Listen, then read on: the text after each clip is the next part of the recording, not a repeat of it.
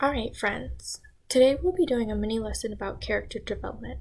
And although we already know what characters are and what they hold within a story, we want to develop their feelings and their backgrounds to make sure that the story is getting as valuable as it can. Those details allow the reader to interact with the story, to have feelings towards the story rather than just to read it.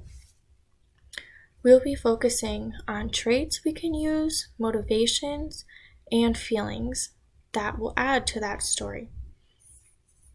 Are there any examples that you can think of that can help a character develop the story? Such as maybe a hair color comparing to your favorite fruit, or motivation by having parents who never went to school and you're the first one in school. Those are some great examples. We'll be moving on to traits though. Let's talk about traits. Although we have some great words to describe our characters already, by using our five senses, it can help and describe more in detail about how the character is, or painting a picture in the reader's head.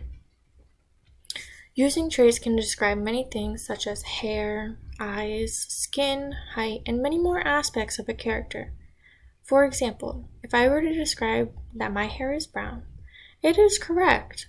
But if I was a character in a story, that would be kind of boring, right? We want to make the reader have so much fun or an interest while reading a story. So by rewriting that and saying her hair is as rich as dark chocolate, not only does it paint a picture in the reader's mind, but it also lets them feel and taste what dark chocolate is if they've ever had it. It brings back those senses.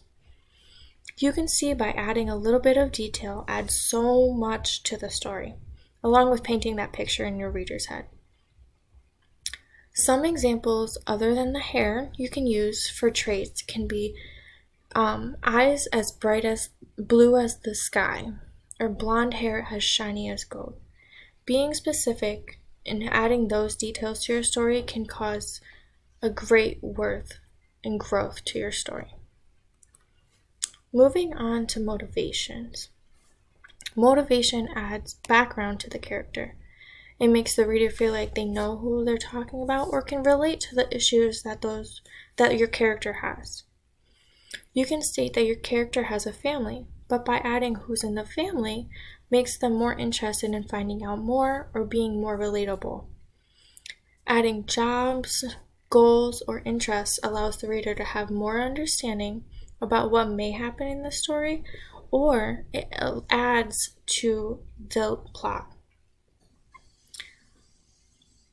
Motivation allows the character to either have goals as well.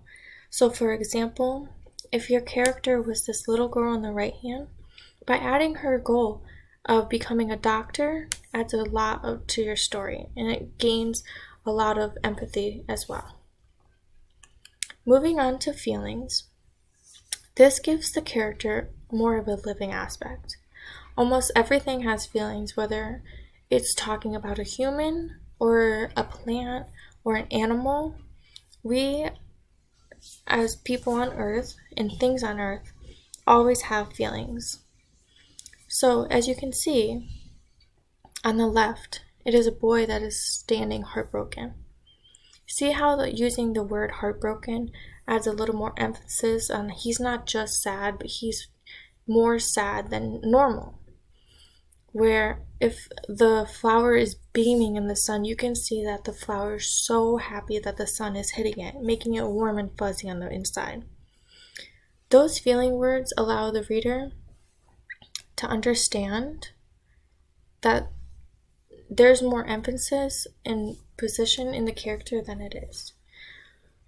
How would we know if, for example, it was my birthday?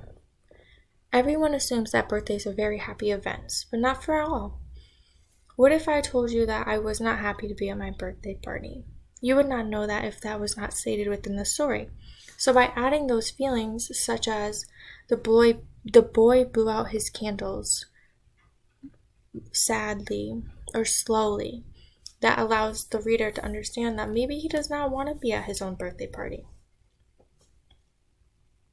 Are there any questions about traits, motivations, or feelings? Okay. Now to wrap up the lesson, we are going to put these traits and details into our own characters. As you can see, we have a foundation, such as the stick figure, and we want to build upon that foundation. So by adding 3 traits, 3 motivations, and 3 feelings, gives that valuable aspect to each character. I also want you to draw it out too, to see that your character comes to life.